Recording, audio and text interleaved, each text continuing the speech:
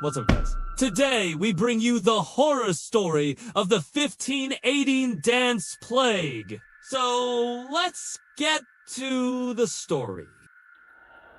There are lots of words for uncontrollable dancing, but none of them sound quite as sinister as from the Greek choreo meaning dance and mania meaning madness. It literally translates to dance madness. And trust me, it's not something you'd ever want to experience. Because Choreomania was the medical name for a real condition that once gripped hundreds of people, forcing them to dance non-stop until they collapsed. And in some cases, until they died. Sounds unbelievable, right? Well, it happened in the summer of 1580, and to this day, nobody knows exactly how or why. So, let's rewind. It began with one woman, Frau.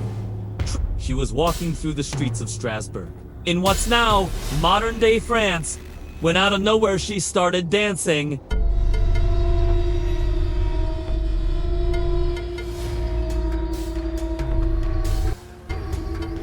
No music.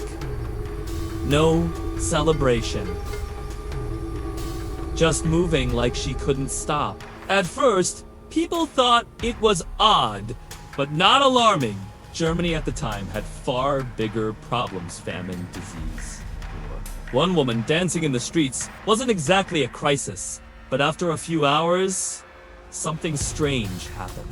Another man, Lorenz, suddenly joined her. He couldn't stop either. Then another person joined, and another, and another, and another. Within weeks, the dance had spread through the entire town. Over 400 people were thrashing, stomping, and spinning uncontrollably in the streets. Their feet blistered, their bodies weakened, but they couldn't stop. And that's when it turned deadly. This wasn't fun. Carefree dancing. People collapsed from exhaustion. Some suffered strokes and heart attacks. Families were torn apart, wives dancing while husbands worked. Children pulled away from their mother's arms and forced to dance until they fell to the ground. One of the most haunting stories is of a young mother. She was dancing with her children when her body gave out. She collapsed and died from a stroke. Her children were so entranced by the strange, unstoppable rhythm that they didn't even notice their mother was gone. Only when they buried her did they stop. And then they went right back to dancing. So what in the world caused this? Well, that's the big mystery. Historians have debated for centuries, and there's no clear answer. One theory is ergotism, poisoning from a fungus that grows on rye. It can cause hallucinations and convulsions. Basically a natural form of LSD. But that explanation doesn't quite fit. Ergot usually affects entire communities, not random individuals. And the people in Strasbourg weren't seizing, they were dancing. The more likely explanation, mass hysteria. Or as we call it today, mass psychogenic illness under extreme stress war. Famine, religious fear. People can develop physical symptoms even without an actual disease. And the stress in 1580, off the charts. It also fits the pattern. Most of the first victims were women and children, and modern studies show stress-induced illness often hits women harder. Once the idea of possessed dancers spread, fear fueled the fire. Some believed the devil himself was behind it, which only added to the panic. And here's where it gets even darker. Because people were so afraid, they stopped helping the victims.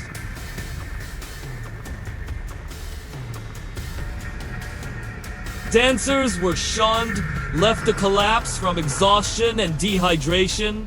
Families turned their backs. Neighbors avoided each other. Isolation and fear killed almost as many people as the dancing itself. And then, just as suddenly as it began, it ended. No cure, no treatment kit, simply stopped. By 1519, a doctor named Johann Zitzstein wrote about the outbreak. His explanation: he believed invisible demons had possessed the dancers. Strangely enough, his description sounds eerily similar to what we now recognize as psychological illness. Of course, there are still fringe theories. Some scientists point to rare strains of ergot that make animals dance before death. But there's no real evidence that fungus killed hundreds of people in Strasbourg. No signs of widespread poisoning. No mass deaths among livestock.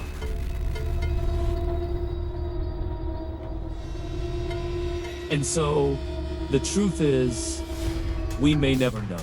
The dancing plague of 1518 remains one of history's strangest, most terrifying mysteries. Hundreds died.